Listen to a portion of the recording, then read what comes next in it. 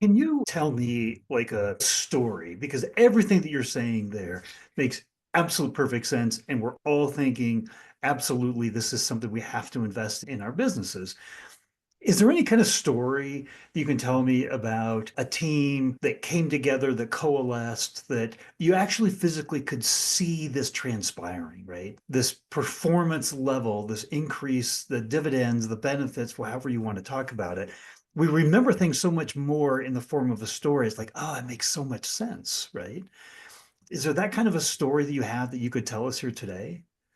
I'll start it off by saying that I've read a ton of books. I've sat through tons and tons of lectures in the formal academic setting. That's been great, as I've told my son from time to time. Sometimes actually I sprint through the minefield of life, and occasionally I'll step on a mine and blow up. And as my daughter has done, she sits back and she takes notes about where not to step. So she goes at a slower pace, but it's a steady pace, and she progresses without making the missteps that myself and my son have made as we bluster through things.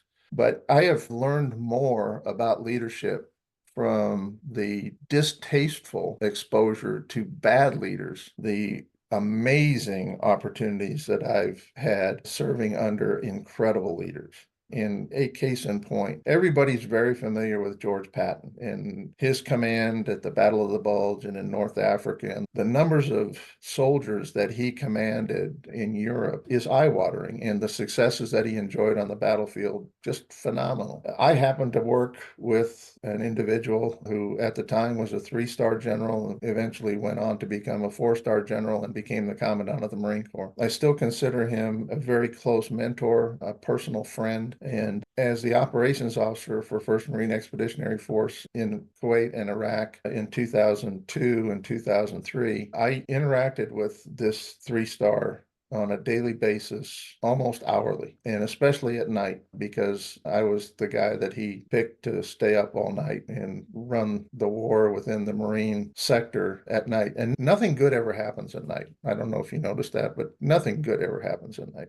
So I had the opportunity to reflect when the president declared victory. I had the opportunity to smoke a cigar and drink a non-alcoholic beverage with him outside of Al Hilal in Iraq one day as we were just winding down. And I asked him a simple question: General, why did you sleep way more than I did during the last several months that we were involved in combat operations? And he goes, first of all, Patty, you look like crap right now.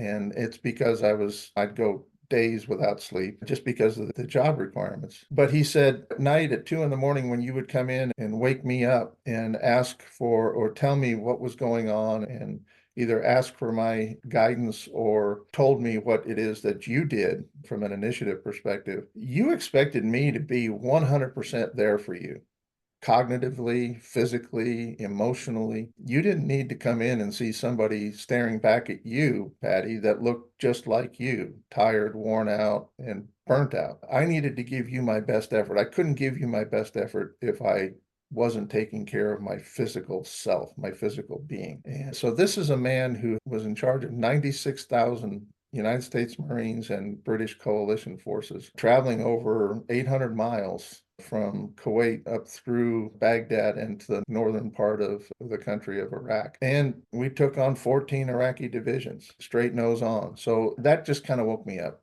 It's like, oh my God, how can I, in fact, my first command I had after I left the 1st Marine Expeditionary Force was command of the largest air group in the Marine Corps. And I adopted that same thing. If I came into work at 5 in the morning, somebody's going to try to be in work before me. And if I stayed there till 10 o'clock at night, somebody's going to try to stay there till 11 o'clock at night.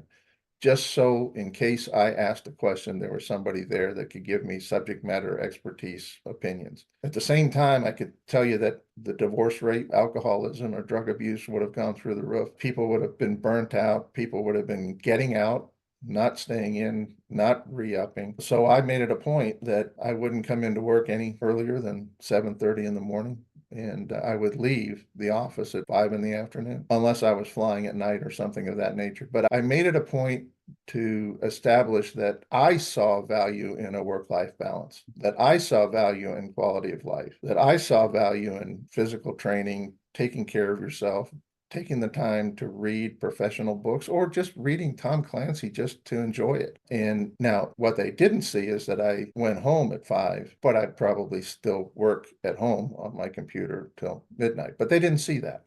So General Conway was that 3-star general and former commandant of the Marine Corps. Just a simple conversation like that imparted to me so much wisdom about how to be an effective leader that I couldn't ignore it. And I still hold to that mantra now.